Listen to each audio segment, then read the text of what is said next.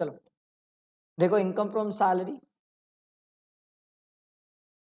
Sir कोई भी person जहां पर एम्प्लॉयर और एम्प्लॉय का रिलेशन होता है, तो वहां पर जो एम्प्लॉयर एम्प्लॉय को पे करता है वो इनकम सर सैलरी में टैक्सेबल होती है। Sir principal agent, independent professionals या पेपर सेटलर या इन्विजिलेटर, ये लोग सैलरी में नहीं आते हैं, ठीक है। इवन पार्टनरशिप फर्म में जो पार्टनर्स को सैलरी मिलती है वो भी सैलरी हेड में नहीं आते, पीजीईपी में जाते हैं, ठीक। Salary receive by MPs MLAs not covered, यहाँ पर नहीं आते सर, ठीक। फिर जो जज वगैरह को सैलरी मिलती है वो सैलरी हेड में ही टैक्सेबल होती है। ये बड़ी सिंपल सिंपल सी बातें थी सर। रिटेनरशिप फीस, हम किसी को रिटेन करते हैं सर, एडवोकेट वगैरह को, तो वो जो रिटेनरशिप फीस होती है वो सैलरी हेड में टैक्सेबल नहीं होती है सर, ठीक है। पे एंड अलाउंसेस है जो चीफ मिनिस्टर को मिलते हैं वो सैलरी हेड में टैक्सेबल होते हैं। अब चालू करते हैं proper salary. Section 15 charging section है जो बोलता है सर सैलरी ड्यू या रिसिप्ट दोनों बेसिस पे टैक्सेबल है सर, दोनों में विचएवर इज अर्लियर बेसिस पे टैक्सेबल है। बट सर अगर एडवांस बेसिस में सैलरी टैक्सेबल हो चुकी है तो वापस ड्यू बेसिस में टैक्सेबल नहीं होगी सर, ठीक है। इसके बाद सर सैलरी इंक्लूड्स में बहुत सारी चीजें थी, बट मेरे को जो लगता है एग्जाम के लिए आपको ध्यान रखना चाहिए वो ये याद रखना चाहिए। अग्निवीर कॉर्पस फंड, अगर एम्प्लॉयर ने एम्प्लॉय के अग्निवीर अकाउंट में पैसे डाले हैं तो उसको पहले सैलरी में इंक्लूड करना, उसके बाद डिडक्शन लेना एटीसीसीएच में, ठीक है। डायरेक्टली एटीसीसीएच में जाके डिडक्शन मत लेना। और क्वेश्चन जब करेंगे तो क्वेश्चन करने से पहले ना मैं आपको 115 बीएससी के सैलरी के पूरे ट्रीटमेंट लिखवा दूंगा ताकि दिक्कत ना हो, ठीक। उसके बाद सैलरी में फिक्स पे भी होता है, ग्रेडेड पे स्केल भी होता है। फिक्स पे स्केल तो बहुत सिंपल है, जहां पर मैं किसी को ये बोल दूं भाई तेरी सैलरी 20,000 पर मंथ है, ये फिक्स है। ग्रेडेड पे स्केल में थोड़ा सा ध्यान रखना, जो ग्रेडेड पे स्केल में जो फर्स्ट वाला होता है, ठीक है, वो जिस ईयर से चालू हो रहा है, जिस मंथ से चालू हो रहा है, वहां से हम कंप्लीटेड ईयर चेक करते हैं, ठीक है। तो अगर फेब से चालू हो रहा है, फर्स्ट फेब से चालू हो रहा है, तो फर्स्ट फेब से लेके अगले साल के 31 जनवरी तक उसकी सैलरी देखी जाती है। ये ग्रेडेड पे की खास बात है। एग्जाम में ग्रेडेड पे एक बार करके जाना चाहिए, सेफ साइड पे रहते हो, नहीं तो फंसोगे सर, ठीक है। उसके बाद लोन अगेंस्ट सैलरी जो होता है वो अलग से टैक्सेबल नहीं होता है, बट अगर एडवांस मिल रहा है सर सैलरी के अगेंस्ट तो वो टैक्सेबल है सर, ठीक। उसके बाद फॉरगोइंग ऑफ सैलरी, कोई पर्सन अपनी सैलरी फॉरगोइंग छोड़ रहा है तो वो टैक्सेबल है, बट गवर्नमेंट को अगर आप सरेंडर करते हो सैलरी तो वो टैक्सेबल नहीं होती है। एन्यूटी के साथ सिंपल है सर, एन्यूटी आपको किससे मिल रही है, लमसम पैसा एक बार में किससे मिल रहा है सर, अगर प्रेजेंट एम्प्लॉयर है तो सैलरी में, पास्ट एम्प्लॉयर है प्रॉफिट इन लिeu ऑफ सैलरी, किसी और पर्सन से मिल रहा है तो फिर चेक करते हैं सर, फिर वो आईयूएस वगैरह में चल जाता है सर, ठीक। सैलरी फ्रॉम यूएनओ एग्जेम्प्ट होता है। स्टैंडर्ड डिडक्शन ये इंपॉर्टेंट है सर, क्योंकि 115 बीएससी के हिसाब से इसी में चेंज आया है। अपन एक साथ 115 बीएससी का पूरा जब क्वेश्चंस करना चालू करेंगे ना तब लिख लेंगे, फटाफट फटाफट पूरा वहीं पर लिखेंगे एक साथ।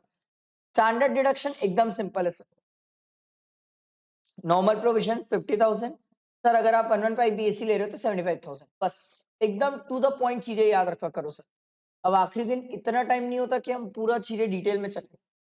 अगला एंटरटेनमेंट अलाउंस, सिर्फ गवर्नमेंट एम्प्लॉय को मिलता है सर, 5,000 मैक्सिमम है, क्योंकि 20% of basic salary, actual amount received और 5,000 तीनों में विचएवर इज लोअर है, तो मैक्सिमम 5,000 पर मंथ, इससे ज्यादा नहीं हो सकता सर। एम्प्लॉयमेंट टैक्स को लेके बहुत सारे स्टूडेंट को डाउट, एम्प्लॉयमेंट टैक्स, हाँ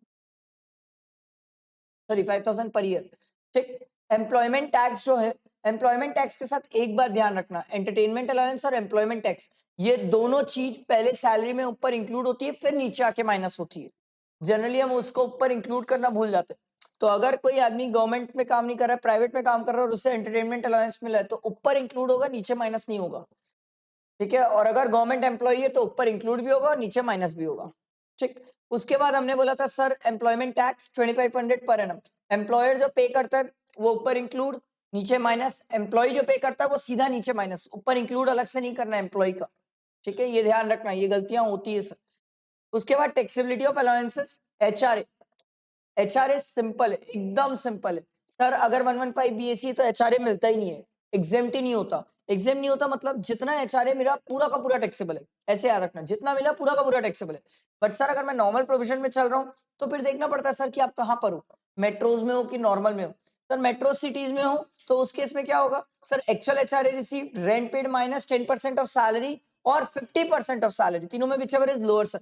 बट अगर आप मेट्रोज में नहीं हो तो ये 50 के बदले 40% हो जाता है सर। यहाँ पर सैलरी मतलब basic plus DA forming part वाला plus percentage wise commission on turnover, ये तीनों चीजें देखी जाती है सर। सर अगर आप खुद के घर में रह रहे हो या ऐसे घर में रह रहे हो जहां आपको रेंट पे नहीं करना पड़ता, तो एचआरए की एग्जेम्पशन नहीं मिलती। एग्जेम्पशन नहीं मिलती इसका मतलब ये नहीं कि सर जितना एचआरए मिला वो टैक्सेबल नहीं होगा। अबे जितना मिला पूरा टैक्सेबल हो जाएगा अगर एग्जेम्पशन नहीं मिली तो, ध्यान रखना। फुल्ली टैक्सेबल अलाउंसेस की लिस्ट होती थी सर, इसमें मेरे हिसाब से तो ये वाला याद रखना, क्योंकि इसका ट्रीटमेंट 115 बीएससी के हिसाब से अलग होता है। मेडिकल अलाउंस याद रखना, मेडिकल अलाउंस आंख बंद करके टैक्सेबल है, कभी जिंदगी में सोचना ही मत सर। और सिटी कंपनसेटरी अलाउंस ये सबसे ज्यादा आते हैं एग्जाम में, ऐसा नहीं है बाकी कभी कोई आए नहीं है, आए हैं बट ये तीन सबसे ज्यादा यूज होते हैं सर। उसके बाद पार्टली टैक्सेबल अलाउंस, कुछ ऐसे अलाउंसेस है जो आपको सर ये बोलते हैं कि हम तो अलाउंस देंगे पर जितना आप खर्चा करोगे आप उतना माइनस भी कर सकते हो, exclusively for official purpose not personal purpose. तो आप जितना एक्सपेंडिचर इंकर्ड करते हो ऑफिशियल पर्पस के लिए आप उतना माइनस भी कर सकते हो। ये सब अलाउंसेस है। इसके लिए 115 बीएससी का ट्रीटमेंट मैं आपको लिखवाऊंगा कि सर 115 बीएससी के हिसाब से पूरे अलाउंसेस में कोई भी डिडक्शन नहीं मिलती, कोई कुछ माइनस करने नहीं मिलता, बट 4 ऐसे अलाउंसेस है जिसमें मिल जाता है, पढ़ेंगे अपन, मैं आपको पढ़ाऊंगा। ट्रेवलिंग अलाउंस डेफ एंड डम के केस में मिल जाता है, ऐसे करके मैं आपको बताऊंगा। सिटी कंपनसेटरी अलाउंस ऐसे 5 है, 4 है सर, ठीक है, लिखवा दूंगा जब मैं क्वेश्चन कराना स्टार्ट करूंगा तो, ठीक। इसके बाद हमने बोला था सर कुछ अलाउंसेस है जो नोटिफाइड है, कुछ लिमिट तक ही एग्जेम्प्ट है। सर ये सब नहीं पढ़ना होता, सिटी कंपनसेटरी अलाउंस ये सब नहीं पढ़ना होता सर। ये पढ़ो transport allowance to employees of transport system, जो ट्रांसपोर्ट की कंपनी में काम करते हैं सर, वहां पर 70% ऑफ सच अलाउंस या 10,000 दोनों में विचएवर इज लोअर तक एग्जेम्प्ट होता है, ठीक है। ट्रैवल एरिया अलाउंस याद रखना 200 रुपए। ट्रांसपोर्ट अलाउंस याद रखना सर, ये अदर देन दिस है ना, ये वाला नहीं है, ट्रांसपोर्ट अंडरटेकिंग में काम नहीं कर रहे हो, नॉर्मली ट्रांसपोर्ट अलाउंस मिल रहा है सर, घर से ऑफिस, ऑफिस से घर, टैक्सेबल है, फुल्ली टैक्सेबल है ट्रांसपोर्ट अलाउंस। बट सर अगर यही ट्रांसपोर्ट अलाउंस डेफ एंड डम वाले लोगों को मिल जाए, ऑर्थोपेडिकली हैंडीकैप पर्सन को मिल जाए, तो 3200 पर मंथ की एग्जेम्पशन है, ये हमें 115 बीएससी में मिलती है। ट्रैवल एरिया अलाउंस अगर रहा तो 115 बीएससी में 200 नहीं मिलता सर, मैं आपको लिखवा दूंगा, टेंशन ना लो, वो मैं लिखवा दूंगा आपको। अगला है अंडरग्राउंड अलाउंस 800 है, ये याद रखना चाहिए सर। चिल्ड्रन एजुकेशन अलाउंस और हॉस्टल अलाउंस 115 बीएससी है तो ये दोनों नहीं मिलता, मैक्सिमम 2 बच्चे का मिलता है 100 रुपए और 300 रुपए, नॉर्मल प्रोविजन है तो आप क्लेम कर सकते हो, 115 बीएससी में तो ये मिलता ही नहीं है। ये आप लोग चाहो तो एक बार रीड कर सकते हो, अदरवाइज आखिरी दिन इग्नोर भी कर सकते हो, आखिरी दिन के लिए इतना इंपॉर्टेंट नहीं है सर। तो भी अगर मिल रहा है तो आप क्लेम कर सकते हो, अगर क्वेश्चन में बताया नहीं तो आप कैसे मान लोगे कि बच्चे नहीं है। ए, एक मिनट,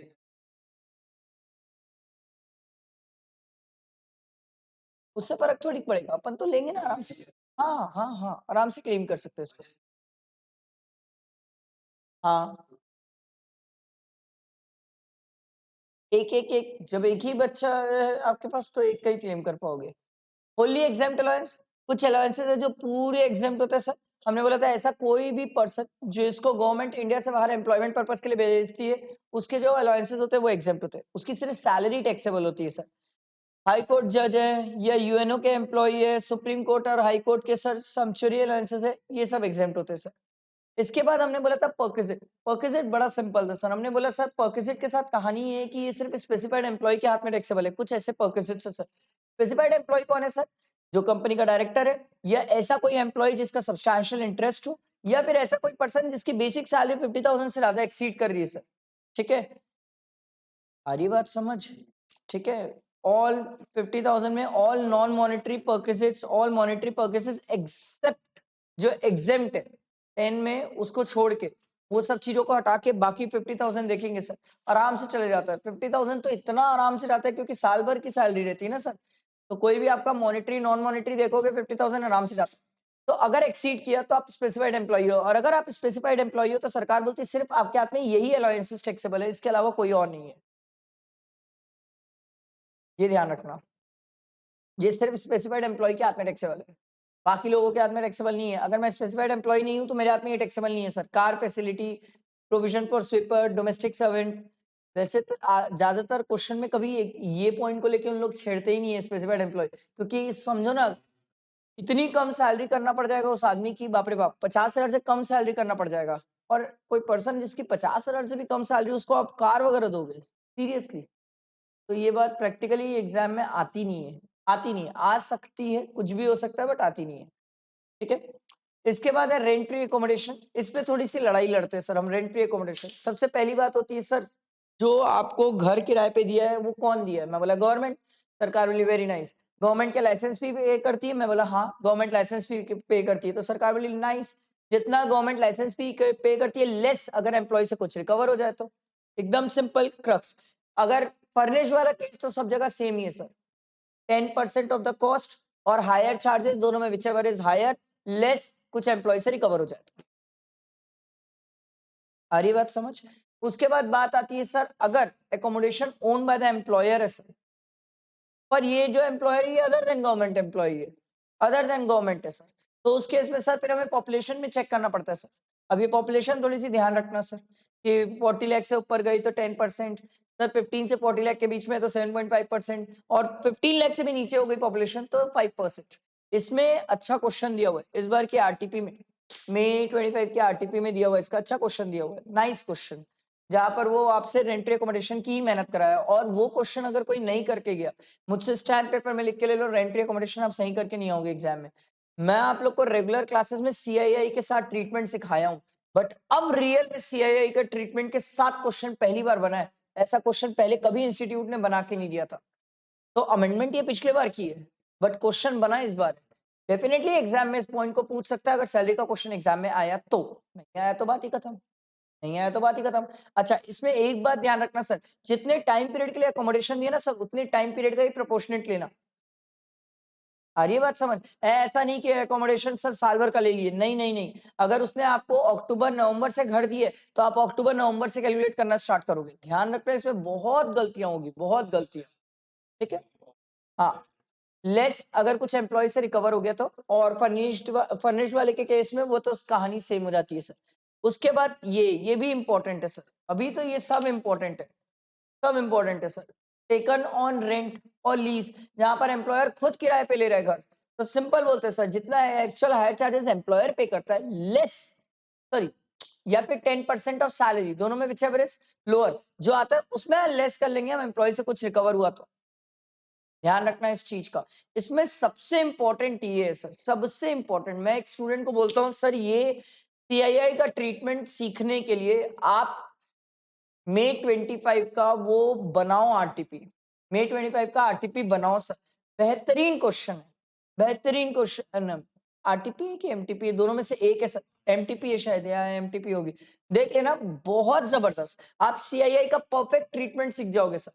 उसमें मेरे को जितना याद है ना वो ऐसा ही था सर। उसका लास्ट ईयर का 92,400 था, इंटू 363 किए थे, डिवाइडेड बाय 348 किए थे, तो ये कुछ आया था, एकोमोडेशन की वैल्यू आई थी। और जब मैं कंप्यूट किया था ना रेंट्री एकोमोडेशन, तो ये कुछ 1,10,000 के अप्रोक्स आया था, और मैं जब कंप्यूट किया था तो 172 के अप्रोक्स आया था। भले ही मेरा 172 निकालने पे आया था, बट मैक्सिमम इतना ही होगा रेंट्री एकोमोडेशन। बहुत प्यारा क्वेश्चन है, आप जरूर इसको देख के जाइए, ये आपको बहुत हेल्प करेगा एग्जाम में, बहुत हेल्प करेगा। आपको एक ट्रीटमेंट सीखोगे इन केस अगर एग्जाम में आया तो, नहीं आया तो जय माता दी, बढ़िया बात है सर। क्योंकि हमने सीखा था सर, जो सीआईआई का ट्रीटमेंट है रेंट्री अकोमोडेशन जो लास्ट ईयर का था, उसमें हमने सीआईआई का एडजस्टमेंट किया, उसके बाद जो हमारा रेंट्री अकोमोडेशन आया, उससे ज्यादा इस बार का रेंट्री अकोमोडेशन नहीं हो सकता सर, वो मैक्सिमम लिमिट है, उतना ही रेंट्री अकोमोडेशन हमारा हो सकता है, तो जरूर देखना।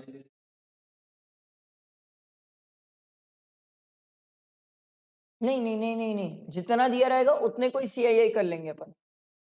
पर अगले अगले साल देखना, अगले साल का देखना पड़ेगा कि कितने साल कितने महीने के लिए दिया है। अगर अगला वाला पूरा साल भर के लिए दिया ना, तो पिछला वाला भी तेरे को पूरा साल भर के हिसाब से करना पड़ेगा। हाँ, अगला है होटल का केस। होटल अनफर्निश्ड होता ही नहीं है सर, होता ही नहीं है। तो lower of actual higher charges, जितना आप होटल का पे करते हो, 24% ऑफ सैलरी लेस कुछ एम्प्लॉय से रिकवर हो जाए।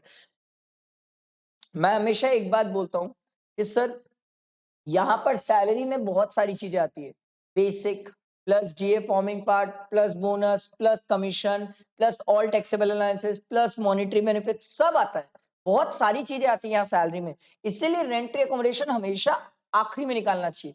अभी जो मैंने आपको आरटीपी एमटीपी का क्वेश्चन बोला ना, उसमें भी अगर आप रेंट्री अकोमोडेशन शुरू में निकाल दिए तो गलत हो जाए, क्योंकि नीचे एक अलाउंस दिया हुआ है जो टैक्सेबल है, वो गलती होती है।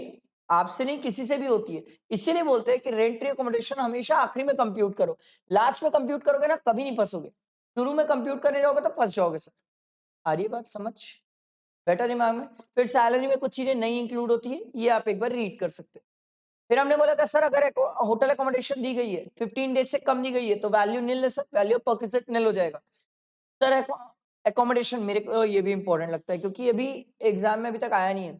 एकोमोडेशन ऑफ टेम्परेरी नेचर और रिमोट एरिया। तो सर अगर वहां का एरिया जो है टेम्परेरी स्ट्रक्चर और प्लिंथ एरिया 1000 स्क्वायर फीट से ज्यादा नहीं है सर, 8 किलोमीटर से ज्यादा दूर है सर, रिमोट एरिया में रहते हैं सर।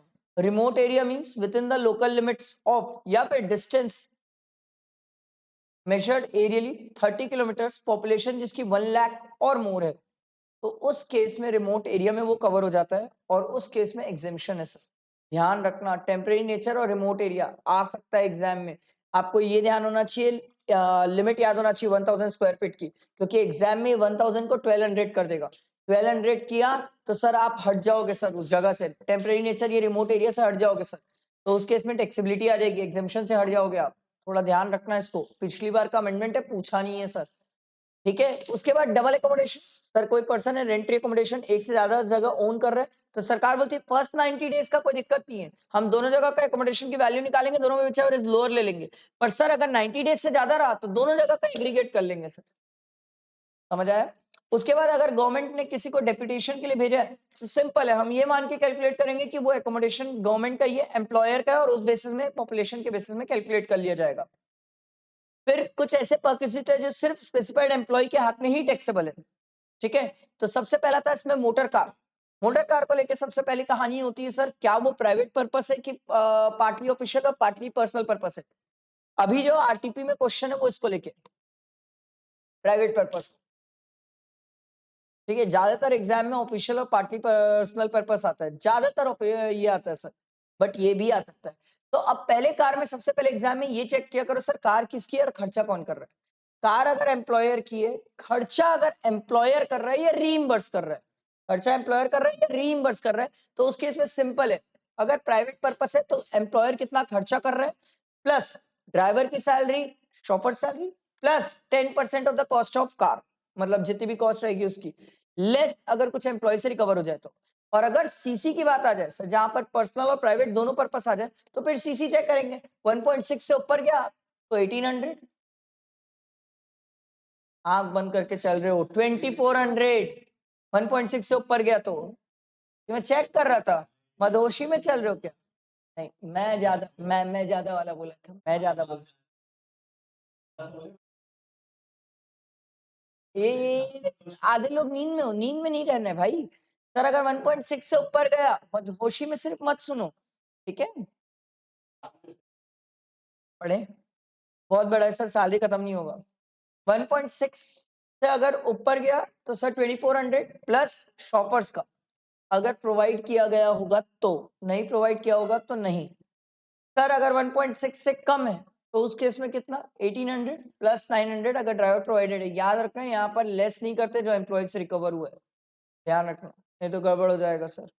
ठीक, सरकार एम्प्लॉयर की है, खर्चा इस बार एम्प्लॉय कर रहा है, सरकार बोली नाइस, तो उस केस में 10%, अगर प्राइवेट पर्पस है तो 10% of the cost of car, और अगर पार्टली प्राइवेट और पार्टली ऑफिशियल है तो सरकार बोली उस केस में 600 प्लस 900, 900 प्लस 900। आ रही बात समझ, 600 प्लस 900, 900 प्लस 900। ठीक, इसमें नोट 1 और 4 का रिलेवेंस है। अगर नोट 1 बोलता है सर ऑफिशियल पर्पस के लिए तो फुल्ली एग्जेम्प्ट है, नोट 4 बोलता है सर कोई भी डिडक्शन क्लेम नहीं करोगे अगर एम्प्लॉय से कुछ रिकवर हुआ तो, क्योंकि एम्प्लॉय खुद ही खर्चा कर रहा है और कितना माइनस करोगे।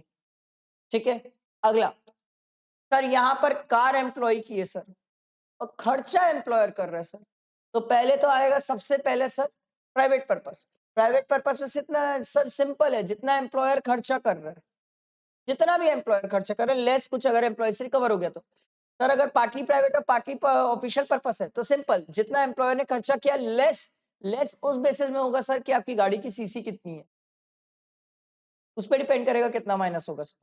ठीक,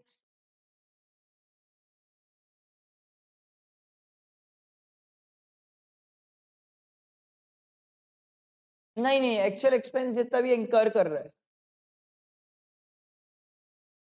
माइनस करने के लिए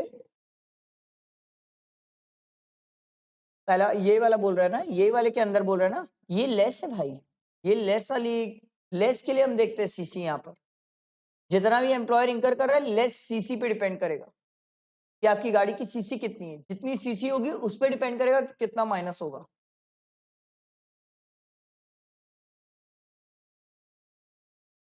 वहां पर सीसी देख के हम डिसाइड करते हैं कि कितना टैक्सेबल होगा। हाँ, आगे मैं उसके बाद सर थर्ड पॉइंट ये बोलता है कि अगर आपने इससे ज्यादा अमाउंट क्लेम करना है डिडक्शन, तो आपको प्रूव करना पड़ेगा कि आपका इससे ज्यादा खर्चा हुआ है। अगर आप प्रूव कर सकते हो तो आप ज्यादा भी क्लेम कर सकते हो। इसके बाद हमने बोला था सर मोटर कार नहीं है सर, उसके अलावा दूसरी चीजें खर्चा कौन बियर कर रहा है? एम्प्लॉयर, एम्प्लॉयर, एम्प्लॉयर, एम्प्लॉयर खर्चा बियर कर रहा है। ये प्राइवेट पर्पस है तो जितना भी एक्चुअल एक्सपेंडिचर इंकर्ड लेस अगर कुछ एम्प्लॉय से रिकवर हो जाए तो, और पार्टली प्राइवेट और पार्टली ऑफिशियल है तो जितना भी एम्प्लॉयर खर्चा बियर कर रहा है लेस 900 रुपए, सीधा 900 रुपए पर मंथ। याद रखना सर। अगर सर दो या दो से ज्यादा कार है तो एक कार को आप प्राइवेट पर्पस मानोगे और एक को पार्टली प्राइवेट और पार्टली ऑफिशियल पर्पस मानोगे। आ रही बात समझ? ठीक है। इसके बाद कुछ बातें बहुत सिंपल है sir. Sweeper, gardener, watchman, personal attendant, simple. Salary जितना पे करोगे लेस जितना भी एम्प्लॉय से रिकवर हो जाए। Gas, electricity, water facility employer का खुद का है तो जितना मैन्युफैक्चरिंग कॉस्ट है या फिर number of unit consume less अगर कुछ एम्प्लॉय से रिकवर भी हो जाए सर। ठीक। और अगर बाहर से लिया होगा तो जितना हायरिंग चार्जेस एम्प्लॉयर पे कर रहा होगा सर। एजुकेशन फैसिलिटी अलग चीज है और एजुकेशन अलाउंस अलग चीज है सर।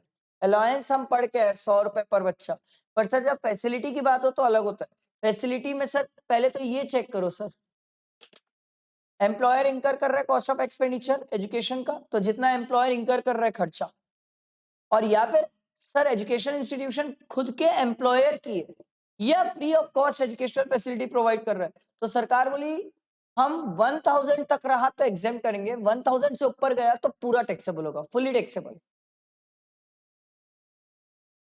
यहाँ बच्चों की लिमिट नहीं है सर, जितने ही बच्चे रह सकते। अरे बात समझ बेटा दिमाग में, 1000 तक एग्जाम्प्ट है। अगर मान लो ये 1200 रहा तो पूरा 1200 टैक्सेबल हो जाएगा। ठीक है, ध्यान रखना 1000 तक एग्जाम्प्ट है, 1000 से ऊपर गया तो फुली टैक्सेबल। ठीक है, इसमें गड़बड़ होती है, बहुत गड़बड़ होती है। उसके बाद है transport facility to employees of transport undertaking, ये फैसिलिटी है। अगर अलाउंस होता तो 3200 पर मंथ मिल जाता, ये फैसिलिटी है तो टैक्सेबल है सर। बट ये अप्लाई नहीं होता एयरलाइन और रेलवे वालों पे। तो एयरलाइन और रेलवे वालों को अगर ट्रांसपोर्ट फैसिलिटी प्रोवाइड की गई तो एग्जेम्प्ट है, वो टैक्सेबल नहीं होगी, ध्यान रखना। ईसॉप इसके केस में जो सबसे इंपॉर्टेंट होता है वो ये होता है फेयर मार्केट वैल्यू। ईसॉप की वैल्यू निकालना कोई बड़ी बात थोड़ी है sir. Fair market value on the date of exercising the option less जितना भी एम्प्लॉय से रिकवर हो गया टैक्सेबल अमाउंट आ जाती है।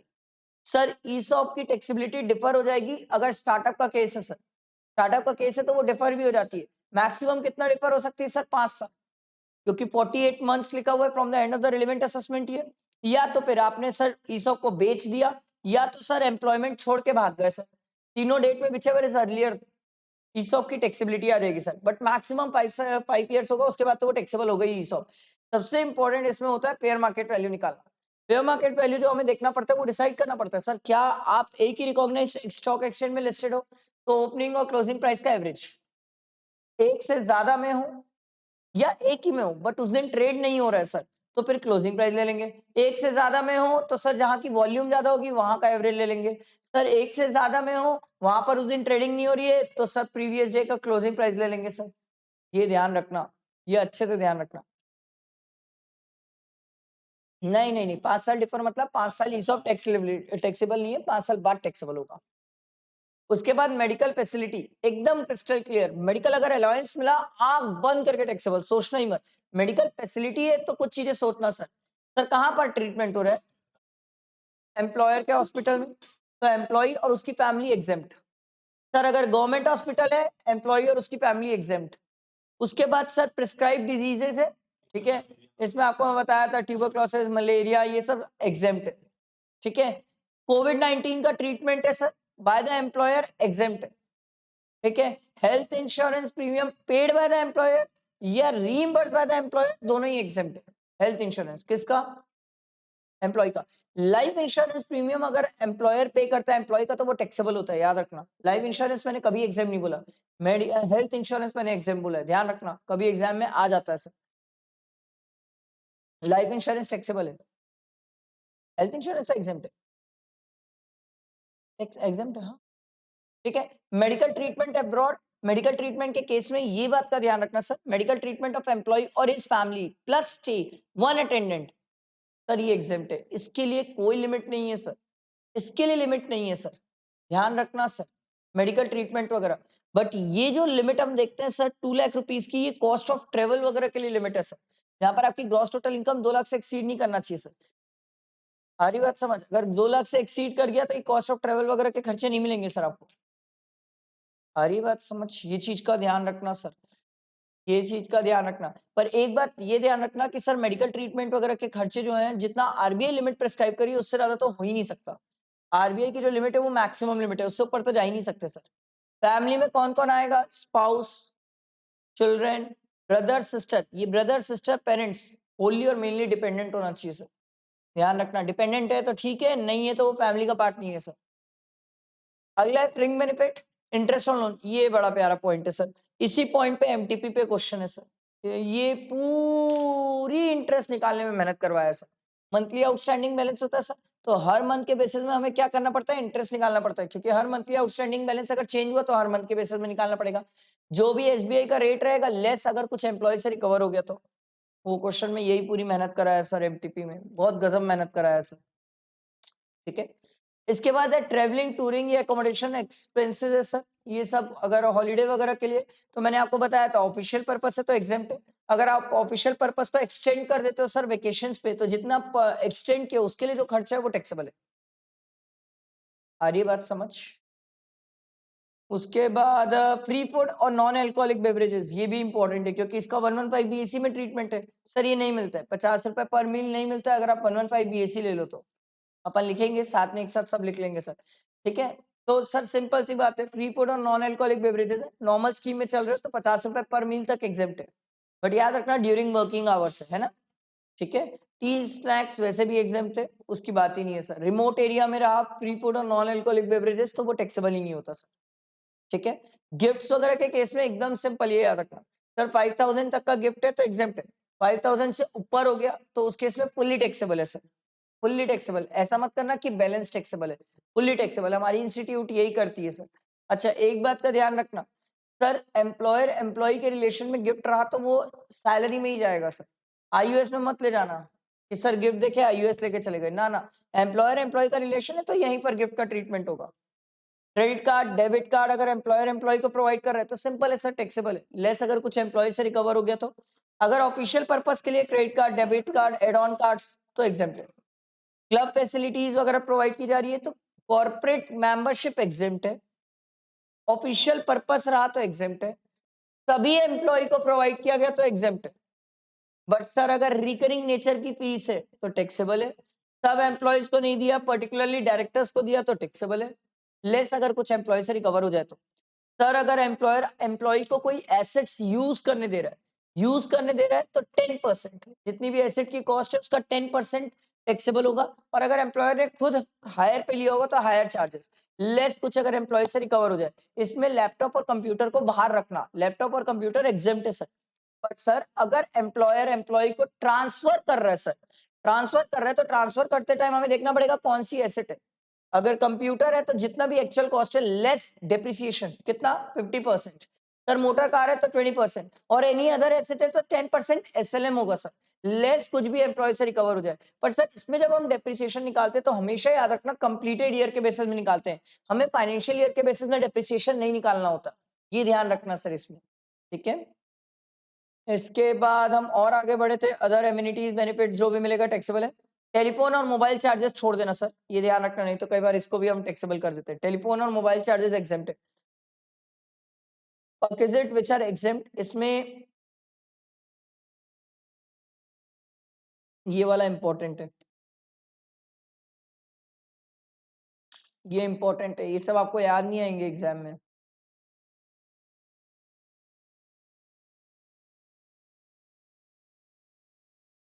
ये नहीं आएगा।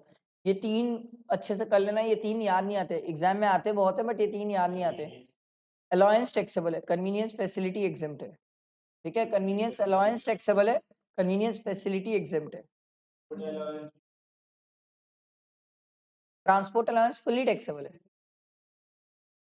पर डे पे इनकम रहा तो 3200, फिर अगर ट्रांसपोर्ट अंडरटेकिंग वाला रहा तो 70% ऑफ सच वो कहानी आ जाती है। Sir profit and Leo salary मिला तो टैक्सेबल है, इसको इतना ज्यादा पढ़ने की जरूरत नहीं है। अगला हो ग्रेचुटी। ग्रेचुटी अगर गवर्नमेंट एम्प्लॉई है तो पढ़ ही क्यों रहे हो, एग्जेम्प्ट है। अदर देन गवर्नमेंट है तो पहले देखो सर क्या वो ग्रेचुटी एक्ट में कवर्ड है कि नहीं है। अगर ग्रेचुटी एक्ट में कवर्ड हो या ना कवर्ड हो, 2 पॉइंट तो सेम है सर, जितना एक्चुअल अमाउंट रिसीव्ड या 20 लाख, ये दो तो पॉइंट सेम है, बट तीसरा चेंज हो जाएगा सर। अगर ग्रेचुटी एक्ट में कवर्ड है तो 15/26 into last salary drawn into completed year of service और part thereof in excess of 6 month. ये ध्यान रखना सर, ए से ज्यादा हुआ तो राउंड फिगर अगला कर देना, मतलब 26 ईयर्स और 7 मंथ्स रहे तो 27 कर देना उसको, ठीक है। यहाँ पर सैलरी मतलब बेसिक प्लस डीए, डीए पूरा लेंगे सर, डीए पूरा लेंगे, चाहे फॉर्मिंग पार्ट हो ना हो, उससे कोई फर्क नहीं पड़ता, ये चीज का ध्यान रखना। सीजनल स्टैब्लिशमेंट हो तो वो 15 से हम रिप्लेस कर देते 7 में सर, ये चीज का ध्यान रखना सर, ठीक है। उसके बाद अदर एम्प्लॉइज, इसमें अगर वो ग्रेचुटी एक्ट में कवर्ड नहीं है तो हाफ इनटू एवरेज सैलरी निकालना पड़ता है, यहाँ पर average salary into completed year. यहाँ फ्रैक्शन को हम इग्नोर करते हैं सर, तो 26 ईयर 7 मंथ्स भी होगा तो हम 26 ही लेंगे सर, सही बात समझ। अच्छा एवरेज सैलरी कब से लेंगे सर, जिस मंथ रिटायर हुआ उसके पहले वाले मंथ से लेके लास्ट 10 मंथ्स की सैलरी का एवरेज करेंगे सर, लास्ट 10 मंथ्स की सैलरी। पर यहाँ पर सैलरी मतलब basic plus DA forming part plus percentage wise commission on turnover, ठीक है। ग्रेचुटी अगर एम्प्लॉयमेंट में मिली तो फुली टैक्सेबल है, एक से ज्यादा एम्प्लॉयर से मिली तो सबका मिला के एग्जम्पशन चेक की जाती है, अलग अलग नहीं होती है सर, ठीक है। पिछले एम्प्लॉयर में आपने कुछ ग्रेचुटी का अमाउंट क्लेम कर लिया तो इस एम्प्लॉयर में बैलेंस क्लेम कर पाओगे sir.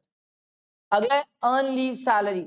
Earn leave salary simple है सर, गवर्नमेंट एम्प्लॉय पूरा टैक्सेबल, पढ़ी क्यों रहे हो सॉरी पूरा एग्जेम्प्ट, गवर्नमेंट है तो पूरा एग्जेम्प्ट, अदर देन गवर्नमेंट है तो लीस्ट ऑफ द फॉलोइंग, सबसे पहला कितना एक्चुअल रिसीव्ड हुआ, दूसरा 25 लाख, फिर 10 मंथ्स एवरेज सैलरी, और या फिर सर आपको वो कंप्यूट करना पड़ जाएगा सर, निकालना पड़ेगा एवरेज सैलरी इनटू जितना बैलेंस लीव का मंथ बचा हुआ उससे अपन मल्टीप्लाई करते हैं, इसका फॉर्मूला भी लिखवाया था मैं आपको क्लासेस में। जितने महीने की लीव मिली लेस जितना मैंने अवेल किया डिवाइडेड बाय 30 करूंगा तो मंथ आ जाएगा, मंथ इनटू एवरेज सैलरी करता हूं मैं, month into average salary. Average salary कैसे निकालता हूं सर, जिस दिन रिटायर हुआ उस दिन के एक दिन पहले से लेके लास्ट 10 मंथ्स की एवरेज सैलरी लेता हूं सर मैं। सर यहाँ सैलरी मतलब basic plus DA plus forming part वाला, percentage wise commission on turnover भी आएगा सर, ठीक। During the course of employment fully taxable है, यही पॉइंट पूछा है सर सैलरी के क्वेश्चन, जो आरटीपी एमटीपी में क्वेश्चन है वो इसी का है सर, लीव सैलरी दिया हुआ है।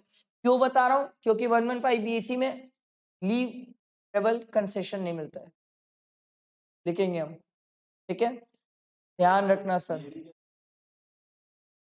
Fully taxable in the course of employment है तो फुली टैक्सेबल, ये भी याद रखना sir. Leave salary to widow legal heir या family member of the assessee during employment not taxable, ठीक है, ये थोड़ा ध्यान रखना। अगला है computed pension, very very simple sir, government है तो पढ़ ही क्यों रहे हो, अदर देन गवर्नमेंट है तो पहले आप ये बताओ क्या आपको ग्रेचुटी मिलती है, मैं बोला हाँ मिलती है, सरकार बोली उस केस में हम 1/3 ही एग्जाम करेंगे, और अगर ग्रेचुटी नहीं मिलती है तो 1/2 एग्जाम हो जाएगा। मैं बोला कंप्यूटेड पेंशन कैसे निकालूंगा, बोले जितनी भी पेंशन मिली है डिवाइडेड बाय कंप्यूटेड का परसेंट इनटू 100 कर लेना, ये आपकी कंप्यूटेड पेंशन आ जाएगी सर। उसका 1/3 और 1/2 डिफाइन करेगा कि कितना एग्जाम होगा कितना टैक्सेबल होगा सर, ये ध्यान रखना सर, ठीक है। अनकंप्यूटेड पेंशन मैंने आपको बताया था, अनकंप्यूटेड में पेंशन की पहचान ही है कि मंथली होती है और ये फुली टैक्सेबल है, इसमें सोचना ही मत, चाहे आप गवर्नमेंट हो चाहे प्राइवेट हो कोई फर्क नहीं पड़ता, अनकंप्यूटेड पेंशन सबके हाथ में टैक्सेबल है सर, सबके हाथ में। फैमिली पेंशन जो है वो यहाँ नहीं आती है सर, आईयूएस में पढ़ते हैं, याद है ना, फैमिली पेंशन आईयूएस में पढ़ते हैं, 1/3 वाली कहानी। हाँ 115 बीएससी में 25,000 हो गया, ठीक है, हाँ तो पढ़ना तू भी पढ़। हाँ leave travel concession, sir leave travel concession यही पॉइंट दिया हुआ है अभी जो आरटीपी एमटीपी में क्वेश्चन, ये बहुत सिंपल है सर, इसमें वो बच्चे को लेकर कंफ्यूज करने की कोशिश की है सर, लीव ट्रेवल कंसेशन में सर कि सर पहले अगर 2 हो गए बाद में 1 हो गए तो 3 है कि 2 होंगे, 3 हो जाएंगे, पहले सर 2 पहले 1 हुआ बाद में 2 हो गया तो 2 बच्चे काउंट होते हैं सर, ठीक है। ये कहानी 1/10/1998 के बाद की कहानी है सर। उसके पहले 15 भी बच्चे रहे तो भी एग्जेम्प्ट है, कोई दिक्कत नहीं है sir. Sir amount of exemption, by air जा रहे हो तो इकोनॉमिक फेयर है, बाय रेलवे जा रहे हो तो फर्स्ट क्लास एसी फेयर तक एग्जेम्प्ट है। अगर ऐसी जगह जा रहे हो जहां रेल से नहीं जा सकते, कोई रिकॉग्नाइज मीन्स ऑफ ट्रांसपोर्ट है तो फर्स्ट क्लास डिलक्स फेयर, और अगर रिकॉग्नाइज मीन्स ऑफ ट्रांसपोर्ट भी नहीं है तो first class AC fair sir. Amount of exemption जितना आपने एक्सपेंडिचर इंकर्ड किया उससे ज्यादा नहीं हो सकता। हाँ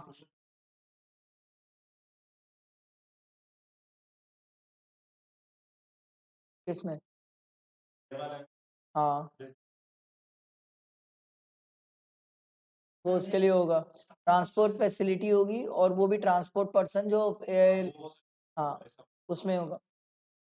सर हर 4 साल के ब्लॉक में आप 2 जर्नी क्लेम कर सकते हो सर। वेरी सिंपल, आप मैक्सिमम एक ही जर्नी को कैरी फॉरवर्ड कर पाओगे। ऐसा नहीं है कि आपने 4 साल में दोनों को क्लेम नहीं किया तो दोनों कैरी फॉरवर्ड होंगे, नहीं, एक ही कैरी फॉरवर्ड होगा। अगला है रिट्रेंचमेंट कंपनसेशन।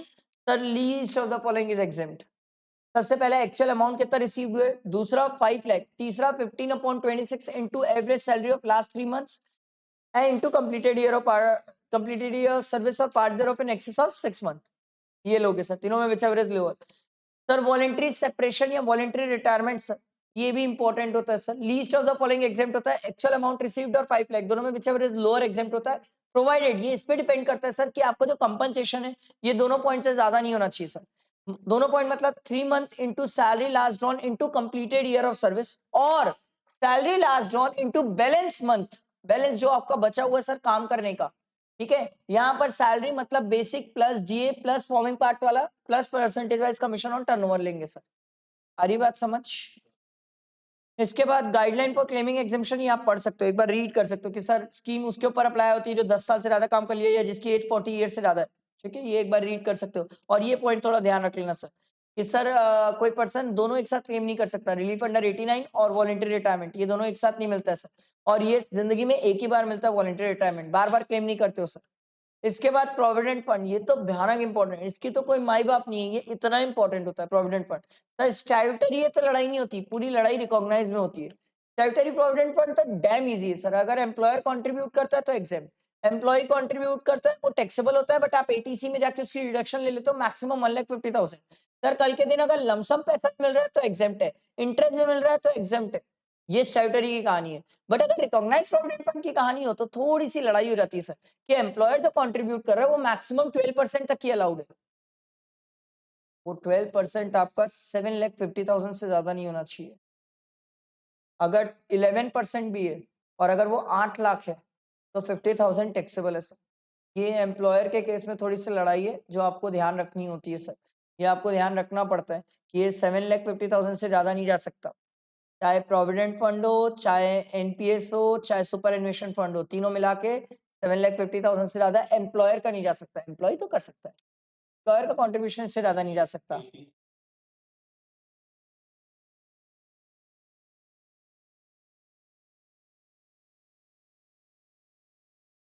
क्या बोल रहा है? हाँ हाँ हाँ, वहां के लिए नहीं देखेंगे बट सैलरी के लिए हमें देखना पड़ जाता है। नहीं, हम लोग बात सैलरी की कर रहे हैं, तू बात डिडक्शन की करेगा तो हम दोनों नहीं देखे तेरे को। स्टिल बात तो सैलरी की हो रही है ना, तू डिडक्शन में लेके खुद आ दिया। अब भाई बेचारा उधर सोच रहा है, तो पढ़ाई क्या, ठीक है ठीक है। एम्प्लॉयर, एम्प्लॉयर का तो समझ गए। अब बात एम्प्लॉयर में एक बात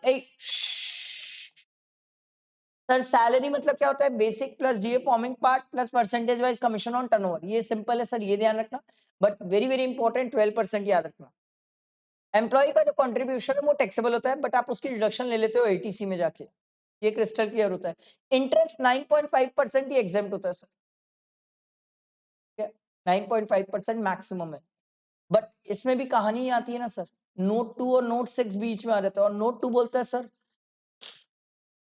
एम्प्लॉयर ने जो कंट्रीब्यूट किया है, सिर्फ एम्प्लॉयर के कंट्रीब्यूशन से एनुअल एक्रीशन जितना हुआ है, उस फंड से जितना बेनिफिट मिला है वो बेनिफिट टैक्सेबल होता है, इसको टीपी बोलते हैं। TP is equal to PC upon 2 into R plus TP1 plus PC1 into R।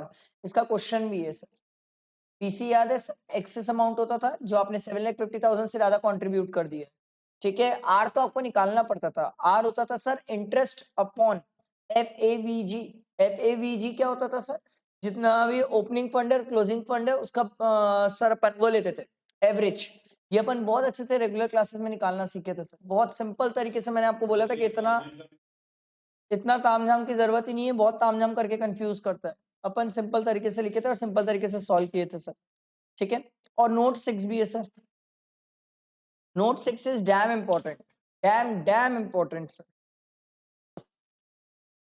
ठीक है। नोट 6 ये बोलता है सर कि एम्प्लॉय जो कंट्रीब्यूट किया उस पे जो इंटरेस्ट है ये कितना टैक्सेबल और कितना एग्जेम्प्ट, इस पे डिपेंड करेगा सर कि एम्प्लॉय का कंट्रीब्यूशन कितना है। सर अगर एम्प्लॉयर एम्प्लॉय दोनों कंट्रीब्यूट कर रहे हैं तो एम्प्लॉय कितना कंट्रीब्यूट कर सकता है? मैक्सिमम 2,50,000। उससे ज्यादा कंट्रीब्यूट किया होगा एम्प्लॉय तो उसमें अगर जो इंटरेस्ट मिला होगा वो टैक्सेबल है।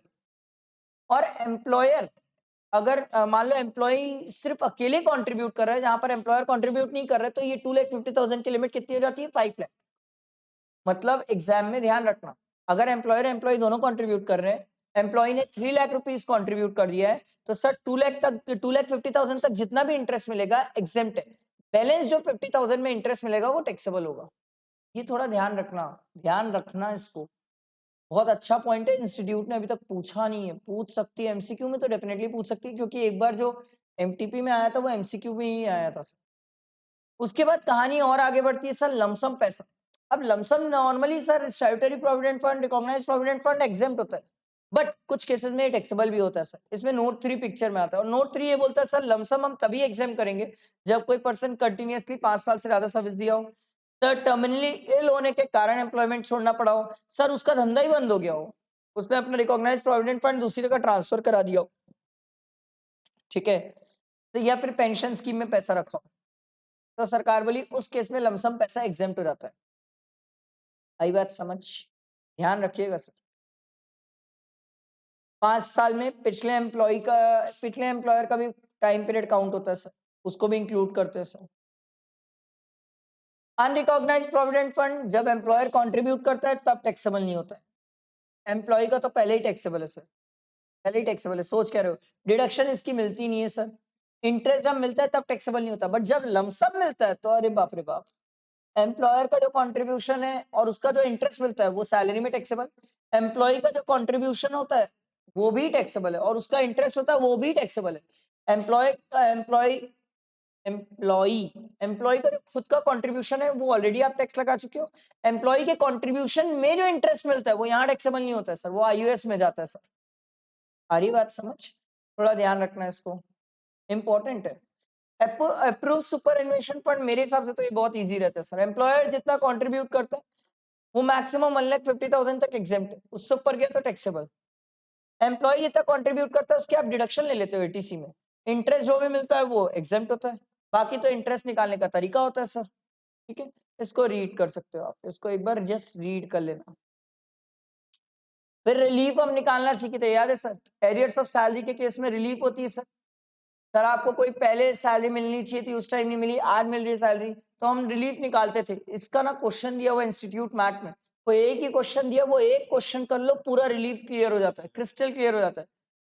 बहुत लंबा सा क्वेश्चन है, बड़ा क्वेश्चन है, 3 साल का क्वेश्चन है, उसमें अच्छा खासा रिलीफ कवर्ड है सर, अच्छा खासा रिलीफ कवर्ड है कि उस टाइम पीरियड की सैलरी में हम टैक्स निकालते हैं, फिर इस टाइम पीरियड की सैलरी में इंक्लूड करते हैं, फिर दोनों में लेस करते हैं, जो बैलेंस अमाउंट आता है उसको हम रिलीफ क्लेम करते हैं। उस क्वेश्चन को बना लो, रिलीफ क्लियर हो जाता है। समझ आया? सैलरी थ्योरेटिकली इतना ही था। अब अपन प्रैक्टिकल इसके क्वेश्चंस करेंगे और क्वेश्चन कराते टाइम मैं आपको 115 बीएससी का पूरा ट्रीटमेंट लिखवा दूंगा, ठीक है? ओके।